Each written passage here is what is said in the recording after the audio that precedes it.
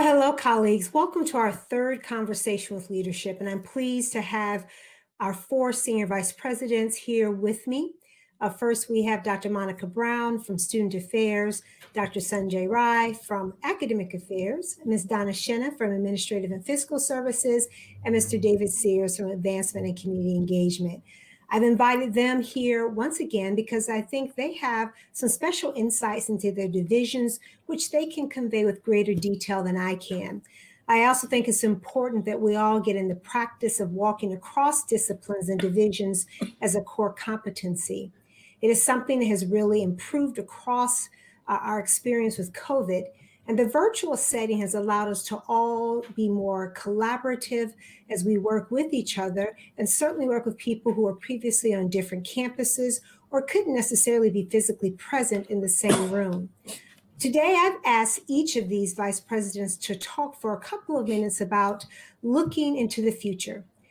One of the most challenging things about an extended crisis like the pandemic is that it's easy to lose sight of long-term planning while you're focused on the immediate crisis at hand. We're so focused on getting through the week and all the extra effort it requires in our realities that we often have little energy or time left to keep working on our future goals. Well, that's what this team right here has been doing. From the very beginning, I've asked them to spend time on those plans. When the college first went remote, I said, let's plan now for the PPE we're going to need when we come back. When we saw we lost students who didn't have adequate technology needs, I said, let's plan now for how we're going to meet those needs proactively in the post-pandemic era. And when we saw that the county sales tax revenues were down, I said, let's lay out a plan for absorbing those shortfalls in our budget. Planning like this matters because it gets ahead of the curve. Even as we may feel overwhelmed by the day-to-day, this team right here has been working away for the last 6 months and certainly thinking on 6 months and 1 year plans. So that's what we're going to be talking about today. One lesson this team agrees on is that it's nothing, we're not going to be going back to exactly the way things were before. Even if a vaccine arrives, we won't just flick a switch and go back to 2019. We will be living into a post-pandemic era, one element at a time. And there are changes in the student enrollment to our workforce model and to virtual instruction that will likely be permanent parts of our new reality. Fortunately, some of them are elements which we are already planning for. Now, I asked each of my senior vice presidents to share briefly what they see as the most significant changes on the horizon from the college's eyes. And we'll talk in a bit more about how these will sync with some of the college's long-term plans. Sanjay, your team has done a Herculean job of keeping academics on track this year. Can you give us a glimpse of what you believe are some of the academic changes that you see on the horizon? So thank you, Dr. Pollard. I'm certainly very, very pleased to have this opportunity to speak to everyone today and certainly share a few of my thoughts on future of higher education, thoughts on our role and responsibility to our future students as we progress into the post-pandemic environment. As you rightfully said, there are lots of uncertainties, but some things are clear. We will not go back to March 2020. There will be no picking up from where we left off. We are certainly in a different space, and we have made some real good progress as well. We have learned so much because we were very well prepared to pivot, to react, and to respond to the circumstances that we have faced since March. The path we had chosen prior to the pandemic, for examples, our college-wide focus, advancing the use of technology to enhance teaching and learning, professional development that created excellence and growth in online teaching, and the use of online resources, all this has enabled us to look forward and certainly to move forward. That is what we will continue to do. We have adopted but never lost sight of the need to engage students, to immerse students in rich learning experiences.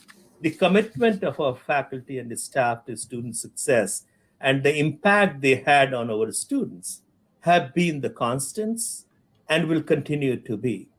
But going forward, we will still be in somewhat uncharted waters. Who will be our students in the future? Why will they come to college? What value will Montgomery College offer in the increasingly competitive post-secondary market? How will we be relevant to students' economic mobility in an increasingly digital economy? We have an extraordinary opportunity here. Like Hamilton, I am taking my shot and reflecting on some of these questions. Students will need and demand for high quality, superb face to face classes, but also online classes with high impact practices embedded. Students will need academic and student support services on campus, and we have learned online and on demand as well.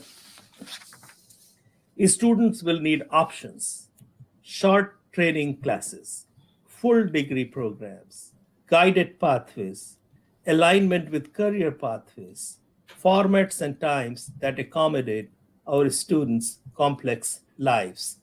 Technology will certainly play an increasingly important supporting role. Access and equity will certainly be issues. Artificial intelligence and machine learning will be part of the solution. Students and all of us will need to learn continuously and adapt. We are certainly up to this challenge, and we will meet it with a commitment to equity and inclusivity, with a commitment to the future of every student. I do believe that Montgomery College is very, very well positioned to become a national model in post pandemic higher education. Thank you, Dr. Ryan. Let me come back to you because I think you raised some very intriguing points there. At the start of the pandemic, many of us believed that this virtual reality would be temporary, and we'd be going back primarily to face-to-face instruction and delivery of support services in that way. And now that we're seeing the entire landscape of higher education is shifting fundamentally. We anticipated this even before the pandemic, and which is why we already have 5 degrees fully online, thousands of sections of courses using OERs, and expansion of elite. So we kind of saw that coming, and we leaned into it, if I can say that. Now, no one is suggesting that face-to-face classes will go away and that services will no longer be offered in that space. But in some ways, I think the pandemic has accelerated some of the changes that we were seeing at the college, even making us more competitive in a virtual space. Can you talk to me or remind us about how we're moving forwards and towards some of our long-term goals there as it relates to that topic? So absolutely, Dr. Pollard. As everyone knows, that our strategic plan 2025 was planned as much before the pandemic, and our efforts on virtual campus is certainly one of the important part of that strategic plan. But before I talk about our progress towards a virtual campus, I want to say this at the outset, that core of our operations would still be a lot of face-to-face classes, a lot of 15-week classes. If we look at the last 3 years of transfer data, we are transferring, almost 1,300 students to University of Maryland College Park, and then maybe 600 students every year to UMBC. So I think, that part would still be there. But if you look at, students who are going to University of Maryland Global Campus, that's also almost 600 students a year. So UMGC has almost become like a second largest transfer institution for us. So that's one aspect. As everyone knows, UMGC is an online institution. They teach their classes, in 8-week terms, and their entire courses are offered through open education resources. But even the face-to-face classes, what we are certainly learning that students would need a lot of online support, whether it comes to tutoring. We have analyzed our own Blackboard usage data. What we have found, Dr. Pollard, is that students are on our Blackboard on Sunday afternoon, Saturday morning. So our tutoring services, our learning center managers are looking at data and trying to align how do we shift these supports to Sunday afternoon or Saturday morning, on-demand support, having a tutor available. Embedded coaching, more and more our students are taking advantage of these learning opportunities once they are offered in online format. So still having strong face-to-face classes, but at the same time offering these kind of support from which our students can certainly benefit. Lot of progress in this area, like 5 online degrees over the last 5 years. Until 2015, we had no online degrees. So that is tremendous work. Open education resources, more than 500 sections now every semester, and we are hoping that will go up. I think that's an important part. Z degrees, entire degrees students can get without purchasing a textbook. Entire Gen Ed is offered online, and entire Gen Ed is also offered through Z degrees. So that's important.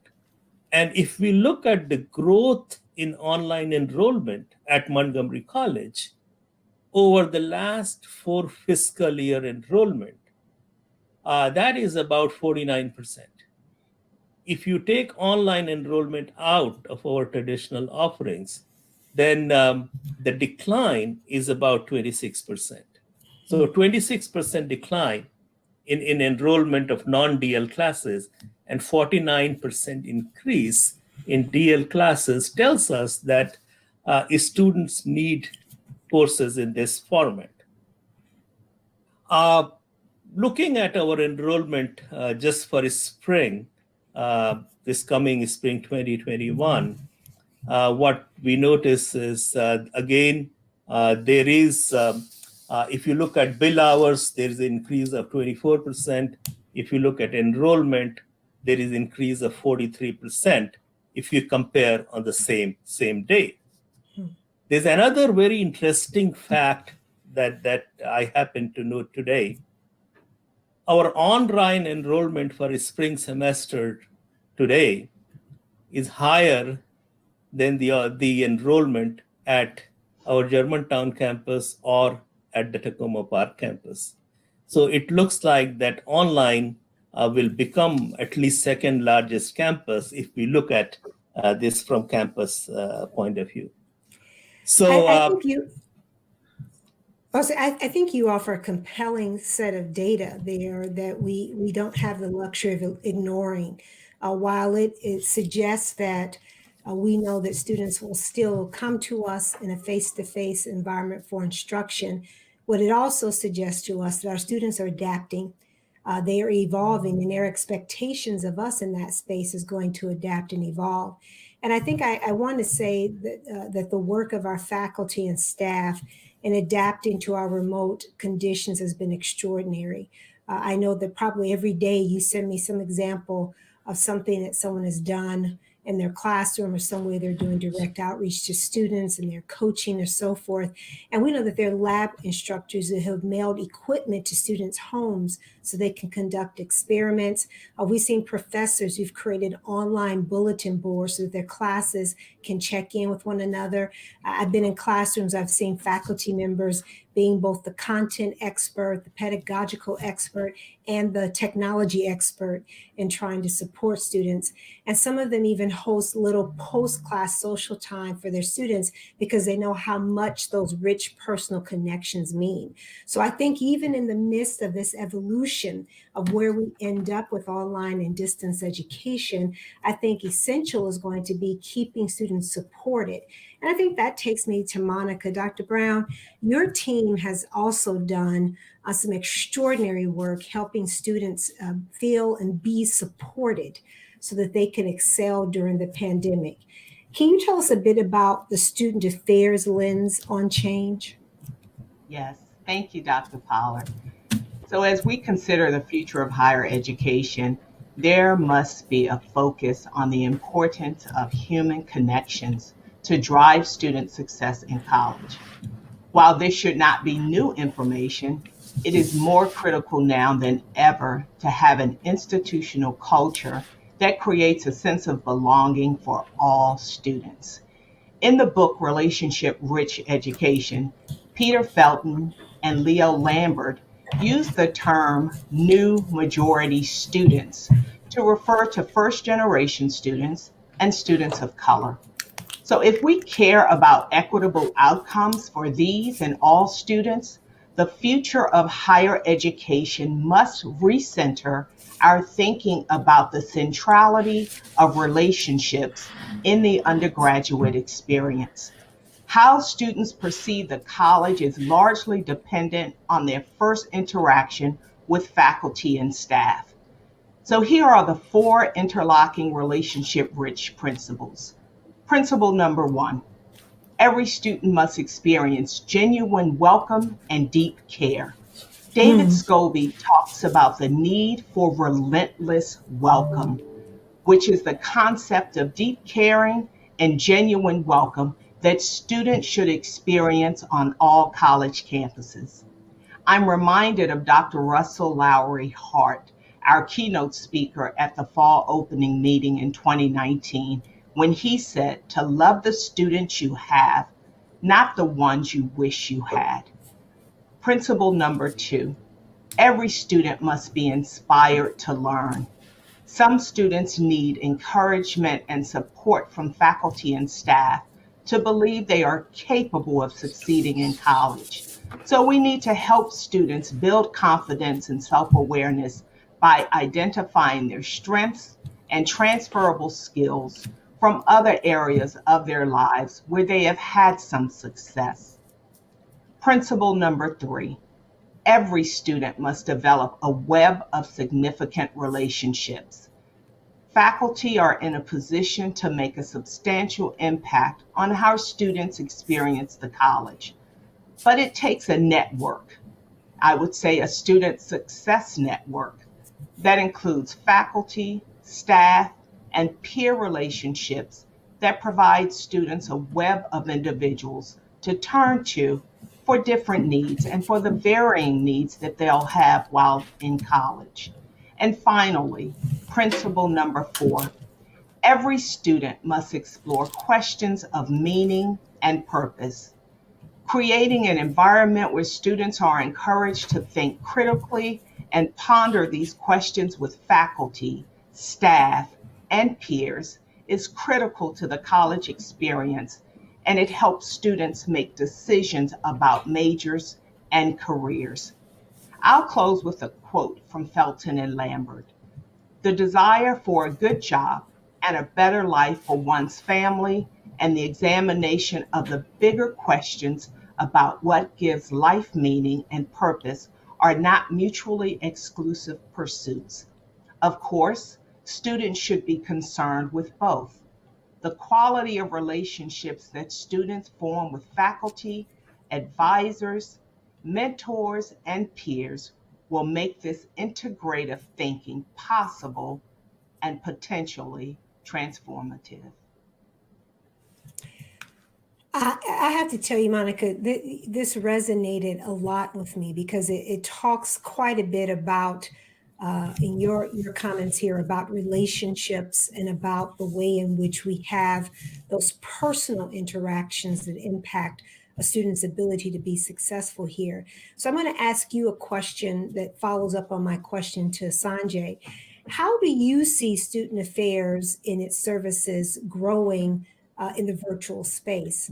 One of the college's strengths, I think, in our traditional format has been those one-on-one conversations that counselors have with students and other student affairs professionals, such as your student life folks, the way they've been able to really build experiences that connect students to their peers.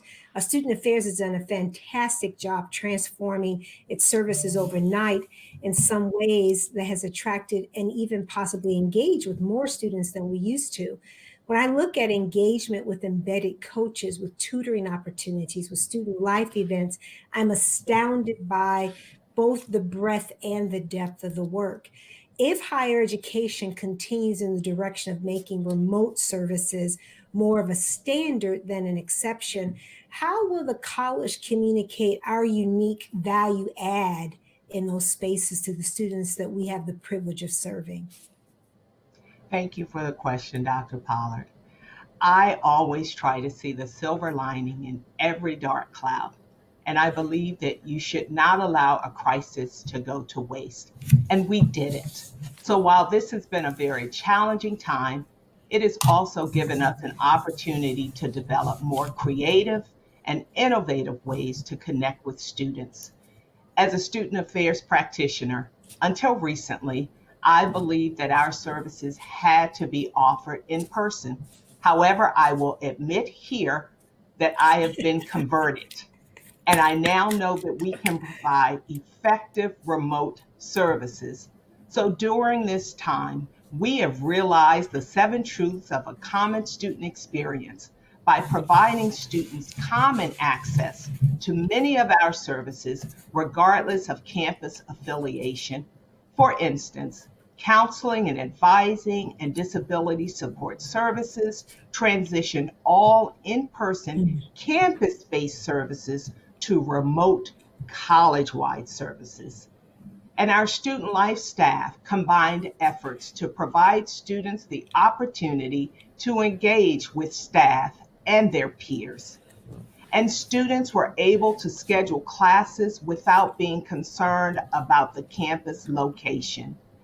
We've also employed the use of chat and chatbots to meet the needs of our students during this time. And we will continue many of these practices and explore other creative and innovative ways to connect with students now and in the future. Well, now we have it on video for posterity's sake, Dr. Brown, that you knew that you believe now that it can be done. What I think is so compelling about that is that what I've seen in some cases is that this virtual environment has allowed us to be richer, more depth in some of the work that we're doing. And I've seen some really remarkable creativity in our student affairs work this way. Literally creating experiences online that engage students has required us to use a different skill set than we may have thought we originally had. Being responsive to students' needs in the space of mental health is critical, and basic needs and security has demanded a lot from your division. And I have to tell you, you all have risen in ways that none of us even imagined. I spoke to a group just this past Friday evening, MC Leads. It's a student leadership program. I wish I could take this class, a semester long of experience. And what their passion that they talked about engaging the community was just impressive. And I left there wishing I could end every week with that type of experience, because it speaks to what we do well at Montgomery College. So let me say that I probably should talk about what this toll has taken on possibly our staff. So Ms. Shenna, you have one of the more difficult jobs here at the college, and you do it exceptionally well. Let me say that as well. How are we going to pay for all of this?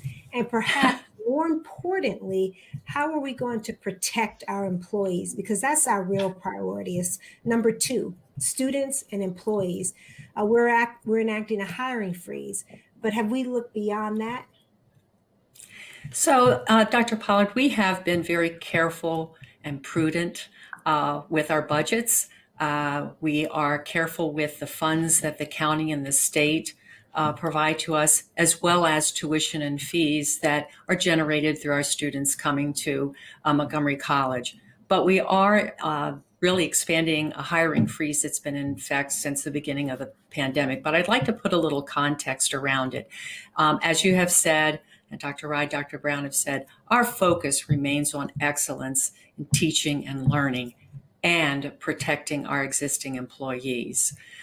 Because of the continuing financial uncertainties, it is now necessary to expand the hiring freeze that was put in place early when the pandemic began.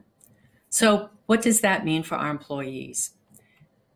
No external recruitment efforts will be started, and all previously approved positions that are not in active recruitment will continue to remain on hold. This includes full-time faculty, staff, and administrators. There are a few exceptions, and the conditions around those exceptions are outlined in a memo that was released to the college community on Monday afternoon. The expanded freeze will be reassessed in April of 2021. At that time, we expect we'll have a clearer understanding of the economic impact of the pandemic on the county and the state, and that impact, how will that translate into impact on our future funding here at Montgomery College. And we do anticipate the economic challenges will continue into fiscal year 23 and 24. Again, protecting our existing employees is a primary focus of our work. It is a driver behind expanding this freeze, and we're always looking to the future, and I think we've demonstrated that in talking about some of the things that Dr. Rye, Dr. Brown talked about, is looking to the future. So we've been looking at the future.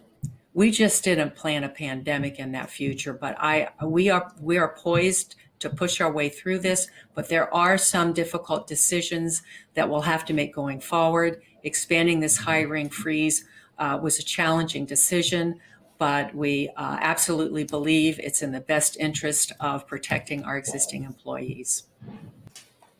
So Don, I really want to explore and go a little bit more deep on what you were just talking about, this idea of agility among our workforce.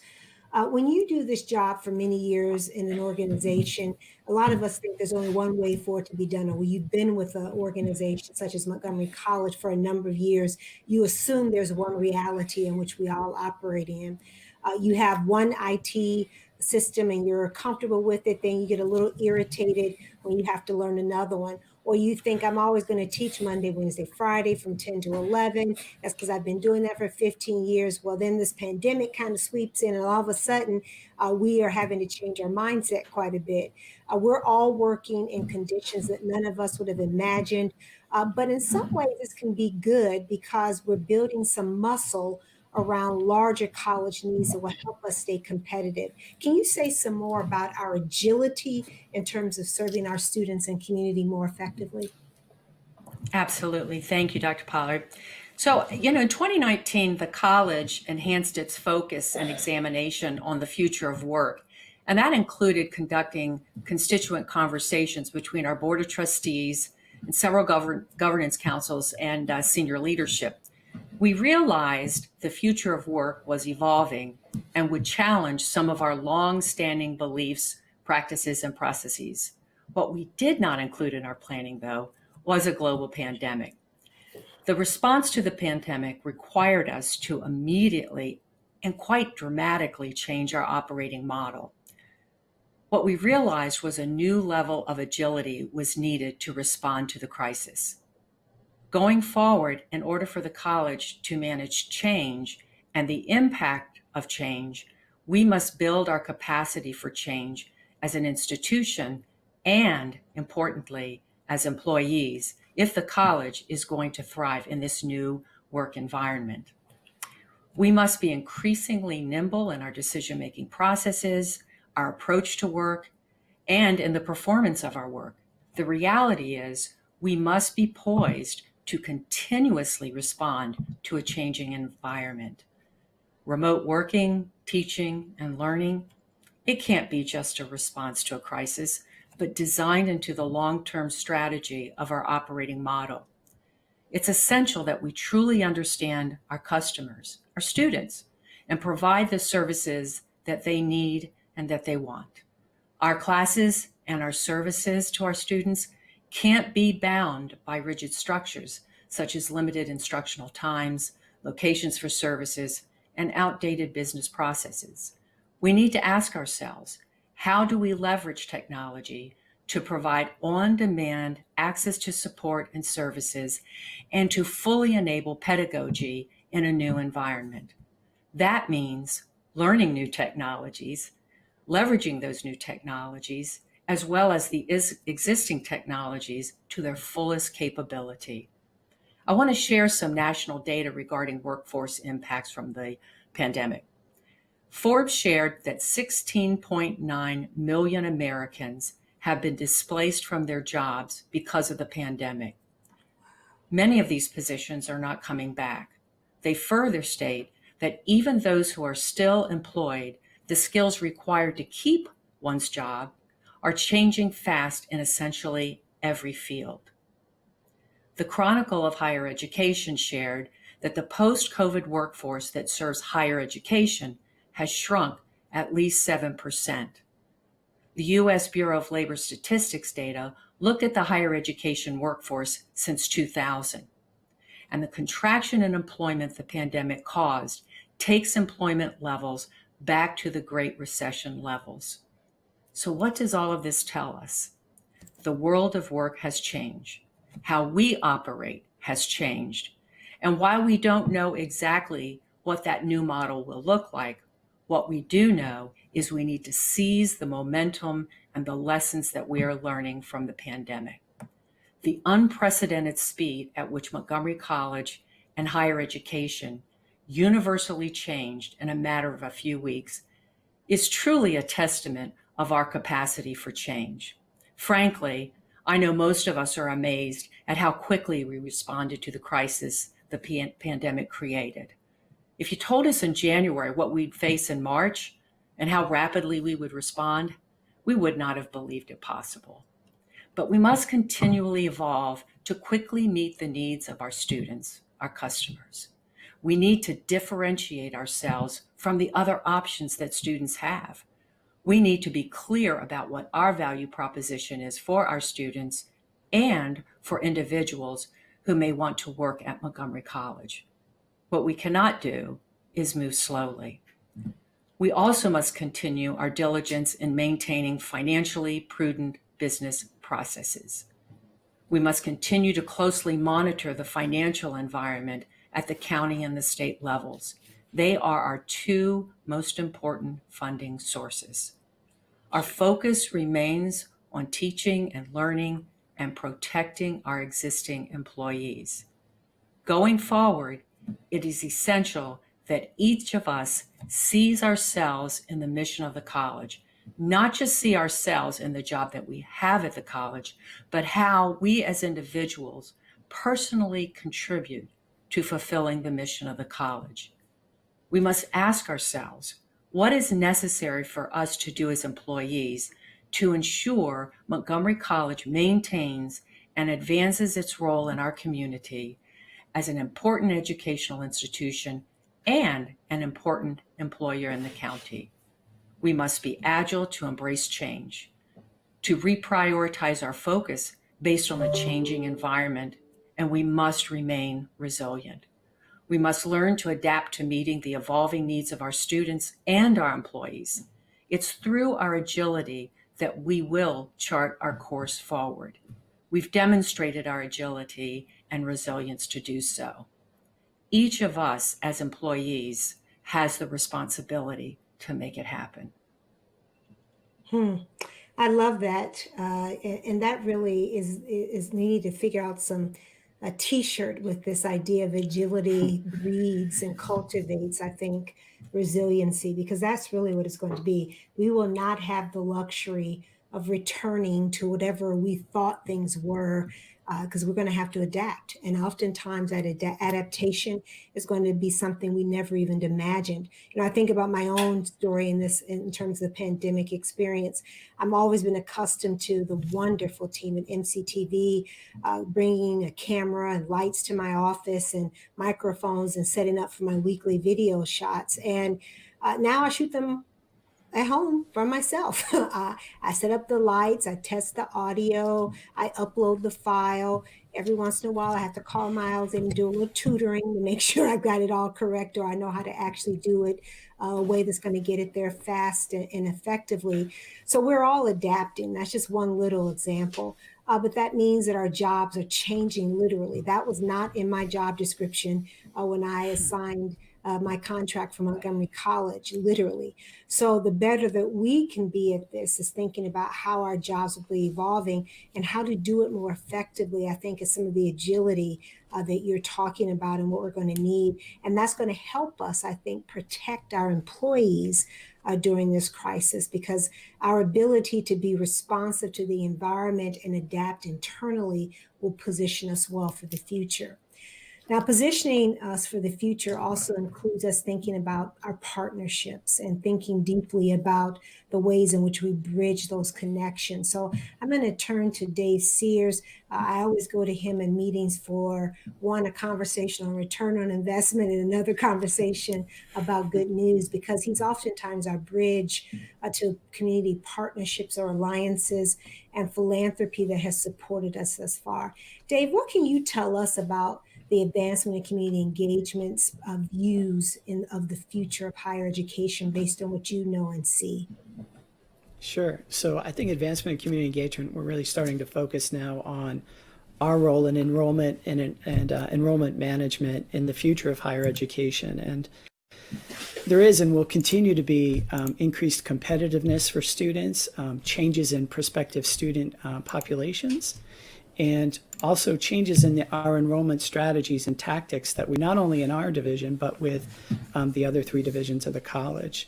And Montgomery College is not going to be immune to these changes. So, for example, if you look at our chart of our future enrollment projections, you can see that we are not immune to it, and we're going to be having to shift in the ways in which we work with our students. And I just want to thank Deb Morris and John Hammond for providing these projections so we can understand better where we're headed with enrollment. There's really three trends that are happening within enrollment, and these are highlighted in a community college research center article about how COVID will affect community college enrollments and lessons we can take from the Great Recession. The article reflects on the need for community colleges to pivot based on what's happening today. So, for example, the adult student population. The adult student population is not coming back to community colleges during the pandemic as they have in past economic downturns, including the Great Recession. And this is really caused by three factors. One is the labor market needs. The second is the increasing difficulty of people to have the time and resources to attend community college. And then the last piece is the move to online learning in the pandemic.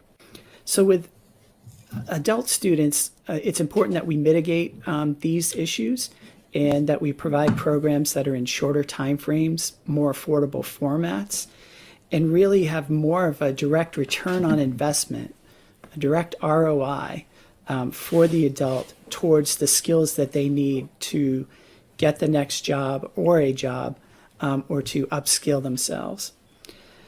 The second student population I'd like to talk about is the 18 to 24-year-old population. Research shows that these students over the last decade are increasingly choosing four-year colleges over community colleges. And the article from the Community College Research Center stated that these students are visiting community colleges to take affordable courses, but this is a temporary solution for them. They're more than likely to go back to their four-year schools. And what the article suggests is that community colleges have a 12 to 18-month window in which they can communicate and influence them and their parents that the community college is a place as a transfer pathway to the four-year institution, and that we do provide those skills needed for both getting towards a bachelor's degree and their next career. One of the promising areas where we can make up some ground in enrollment is dual enrollment. And our team in academic affairs has done a fabulous job in this space. But the future of higher education is looking at 14 to 18-year-olds taking more advantage of dual enrollment, of seeing this as a jumpstart towards their associates and baccalaureate degrees. And we have a great opportunity to increase our market share by continuing to market and enhance the programs that we're doing for them. So with that, I think the one thing that we're going to see in higher education as well is a look towards not just the quantitative data that we look at, but also look at qualitative data. So for example, there's variables that we can look at that are malleable. So one might be motivation. A student's motivation, if we can get data on that motivation, we can personalize our strategies to the students based on whether are they a controlled motivation type of student where they feel like they have to go to school because of their culture or external or family pressures, or are they students that are autonomously motivated where it's from within, that they're self-motivated to attend. And if we can collect that data as they're entering school, we can build relationships with those students and personalize those strategies to them to get them to enroll. So with that, my takeaway is that the future of higher education, specifically for community colleges, we have an opportunity to recruit and retain these student populations in new ways, more personalized approaches, but it really needs to be important to us that we better understand the data of these student groups, both qualitatively and quantitatively, in order for us to compete with those four-year schools. Dave, I really am glad you highlighted the use of data, because I think one of the things that we're working on as an organization is being more sophisticated, both in how we think about data, how we use data in decision making, and how we then start to organize the way in which we categorize and use data. I think it's really one of the tools that is going to continue to grow. And you even talked about that in terms of understanding motivation. Can you talk a little bit more about these qualitative data and new skill sets that you see and how this idea, because I kept thinking about this controlled motivation and autonomous motivation in relationship to both of your colleagues' previous comments about, academic affairs, thinking about how we design courses and the delivery of those courses based on some form of student engagement, how we then create those services for the new majority, as Dr. Brown called them, and also at the same time, what it takes from us as employees in terms of our own skill set to really be able to tap into this. Can you talk a little bit about it? Because I found that fascinating. Sure. So there's a number of schools now that are using tools such as the student motivation scale or the relative autonomy index to measure students as they're coming in the door about the type of motivation they have for why they're going to college. And we can use that information to our advantage. So for example, Tinto's theory of student persistence focuses on the role of staff and administrators and faculty in the social and academic integration of students, especially in their first year. And if we have a solid understanding through those measurements of their motivation, we can use our faculty, staff, and administrators to really find ways to personalize the approach to move that motivation from a controlled one to an autonomous one, because research shows that when you have autonomous motivation or a combination of the two motivations, you're more likely to be successful. That intrinsic motivation, that's appealing. Thank you so much, because I think what I want to add is that we know that enrollment has become an increasingly important element of our success during the pandemic. I know that many divisions have been using more data about labor market trends and to construct curricula and to serve our students better. And I hear that our marketing folks have been using demographic data and more targeted metrics on interest groups to tailor recruitment efforts. To the extent that the college can help students see their success in terms of existing workforce, we can impact that elusive motivation, I think, that you talked about there, Dave. Getting closer to these communities through our engagement efforts is critical. And I really know that your division has done a yeoman's work in that space, and not only their work, but then bringing together the college's work in this space. As I often hear Carla say, well, I'm in charge of or helping lead the college's work and engagement. She's not the one who does all the engagement. So I really appreciate that. And important to this, and we've talked about this very thoughtful, futuristic notion of where we see higher education going, in particular, community colleges and Montgomery College. It's important to me that we really hold two thoughts in our head at the same time. One, that we are certainly responding to a crisis, to a pandemic. I love, as Donna said, none of us had pandemic on our bingo card when we were trying to plan for the future of the college. It wasn't there.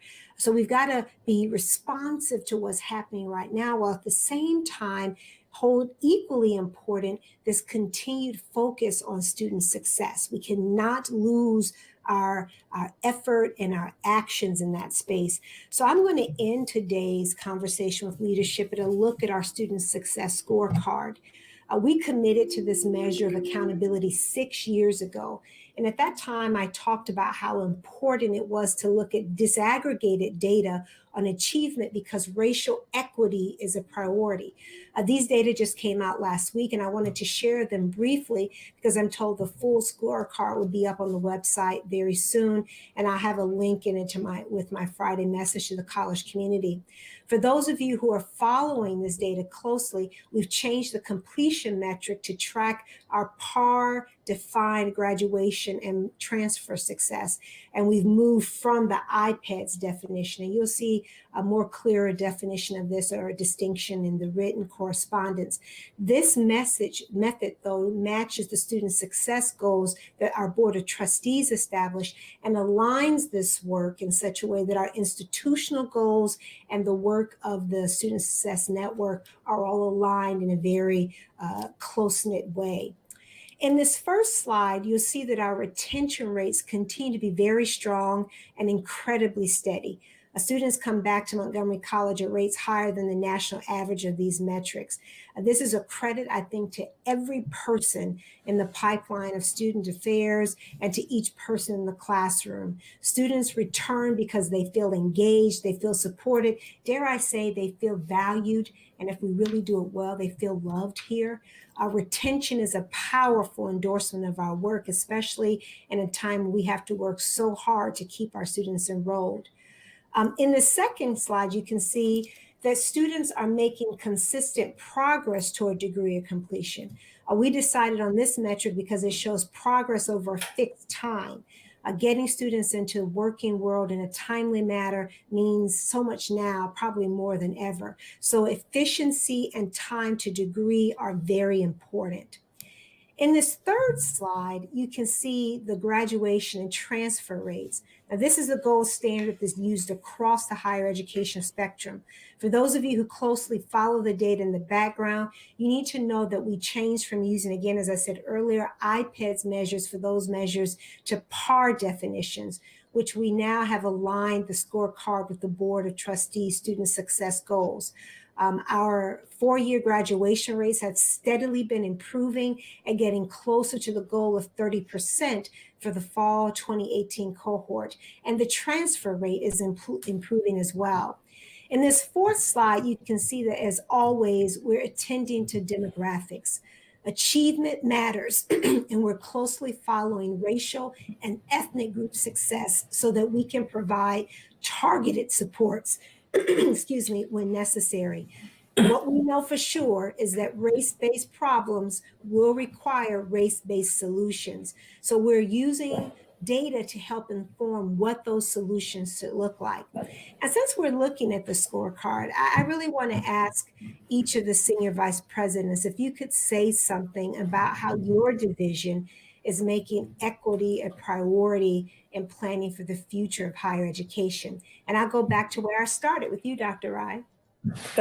So a lot of things, Dr. Pollard.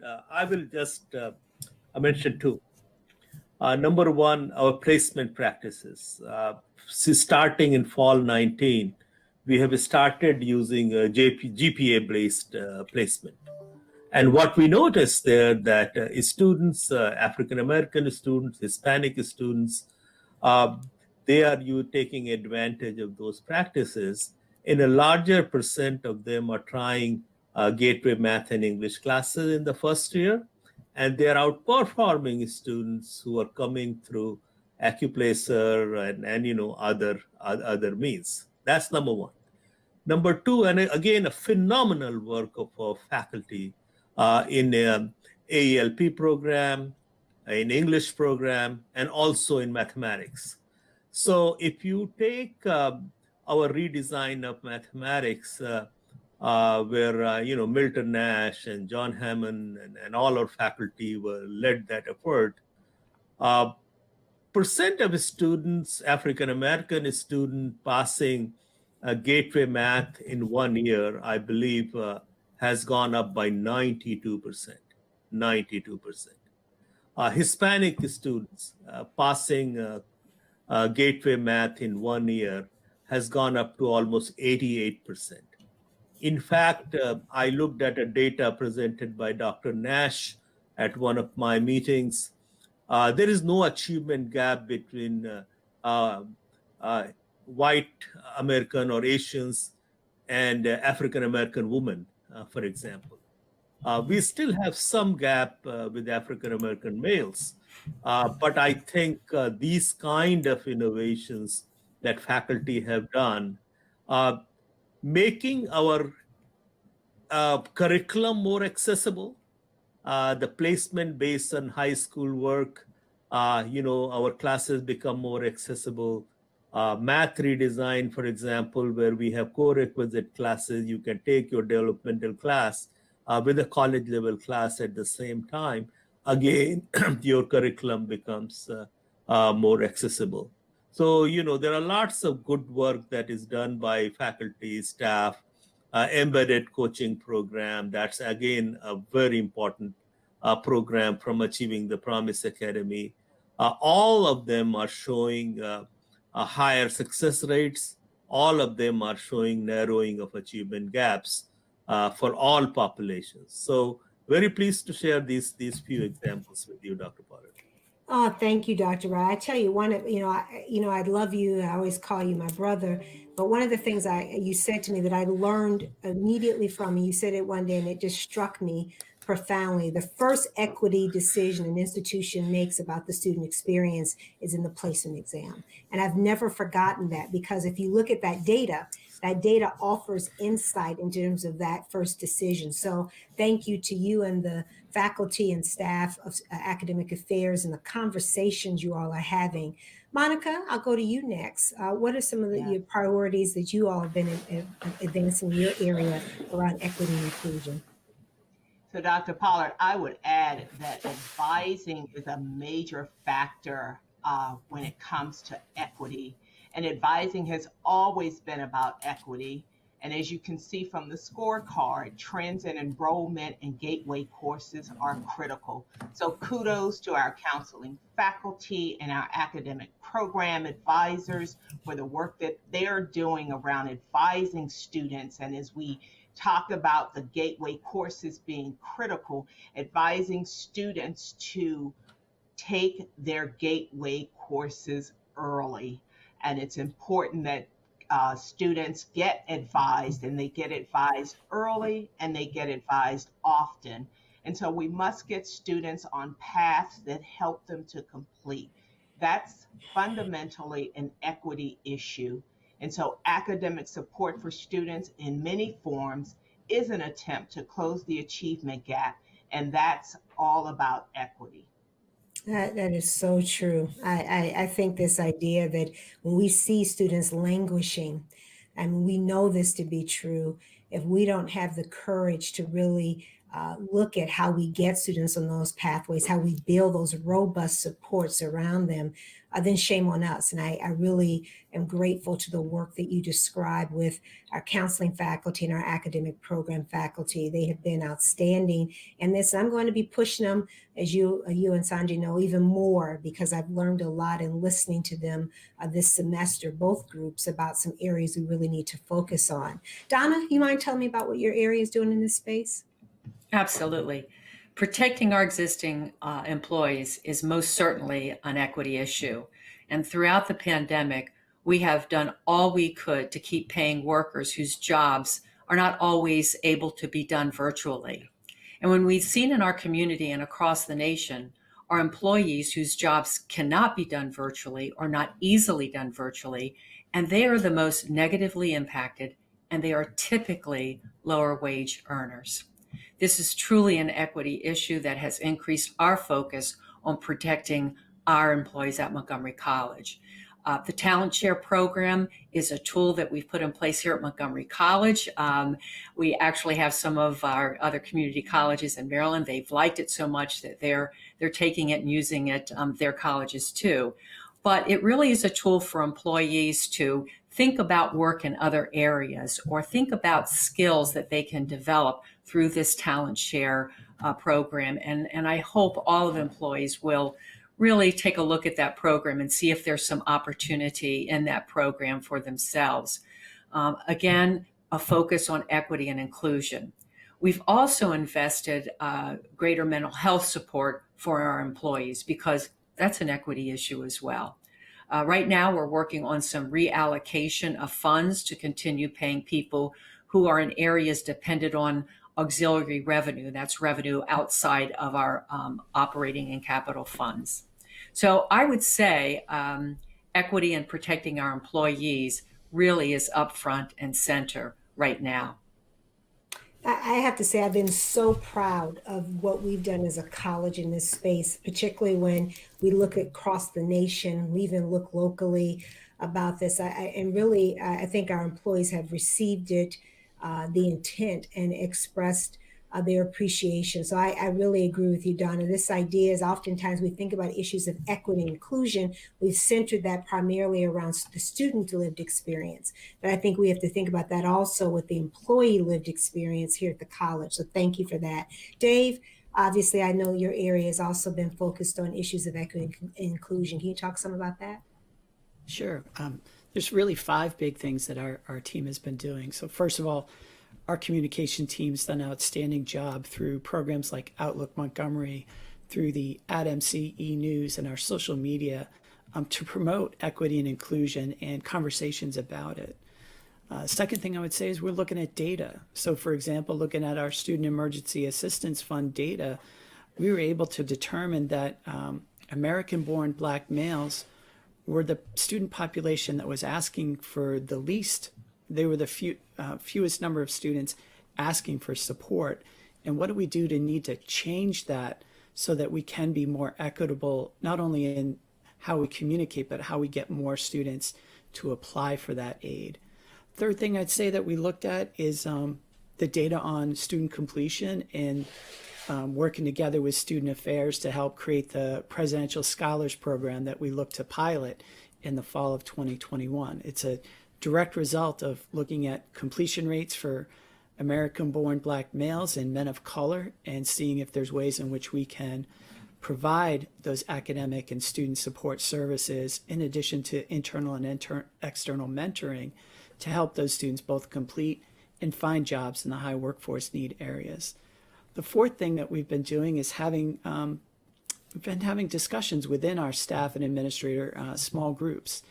And in advancement and community engagement, we've held 8 of these small group discussions, and we discussed what our staff and administrators have done to self-educate about social injustice and systemic racism, and then more importantly, having the staff and administrators provide recommendations of what the college can do about it. And so after 8 sessions, we already have 25 great recommendations to share with the leadership in the coming weeks. And finally, what I would say is that we've been able to talk within advancement and community engagement about sharing the stories as important it is to share the data, it's so compelling to share the student's story of how they've been impacted and how we as a college can help them to overcome some of these barriers that have been created by social injustices and systemic racism. Thank you, Dave. I really appreciate your leadership and the leadership of all of the SALT members in your divisions. I really believe you have embraced at a level that is envious of others about your encourage in your leadership to really look at these issues and to understand how insidious racism, white supremacy, intentional exclusion really is something that not only impacts the individual, but it impacts the whole. And the work you're doing with your teams is just tremendous. I'll announce for the first time that our next guest at the Presidential Dialogue Series will be Dr. Travis Gales, our very own public health officer for the county, who has been at the forefront of COVID-19 policies for the last 8 months and has been doing an outstanding job. We're going to be talking about the coronavirus and disparities as we discuss building racial justice through healthcare. I think I also will ask him some of his own story. Watching how he's had to navigate this has been just unbelievable. And I am just so proud to live in Montgomery County and to have someone like him leading this work. I am really excited. I think it can be tough if you're in the classroom or engaged in advising appointments every day, all day with students to really keep your eye on the big picture. And that's really my job to a certain extent. But it helps me and everyone at the college to understand a bit more about the whys of the decisions. Generally, this group I'm with here today are the ones who are planning 2, 3, 4 years out at a time. They're the ones who we sit down and think about those things that are problems right now, but also things we anticipate as being solutions, because that's really how we think about this. Even in the midst of a pandemic, it can feel that many things are thrown in our way and up in flux this year. This, I think, has been a time of distractibility a lot. We're being constantly called to respond to daily changes in COVID rates and funding, in political changes. But the mission of Montgomery College does not change. We will come out of this period, as we all know, and students still need to see degrees and they need to seek them and they need to know that Montgomery College is here for them. If you can find yourself and your work in the college's mission and center yourself and to really ground yourself in what we have been called to do, even with the adaptations and the resiliency that's required, I think that that's some success. It will allow us to sustain our forward momentum as an organization because we know these are truly extraordinary conditions that we find ourselves. Speaking of, we had a question in our inbox from Jonah Albert about the spring semester, which I would like to address and use to bring our conversation today as a close. His question says, with COVID cases in Montgomery County rising, does the college expect to return to in-person instruction after spring break and during the summer? When will a determination be made? So as always, I welcome those questions and thank you, Jonah, for them. As you know right now, based on the way you framed your question, this really is a moving target right now. At this point, we're not planning to host face-to-face classes before spring break. That's March of 2021. There are some exceptions, of course, as there have been this fall for classes that do require an in-person element. Those will continue to be approved on a course-by-course basis by a coronavirus advisory team, and they continue to be small portions of our classes as the risk to both our students and employees' health is still too high for us to move more aggressively in that space.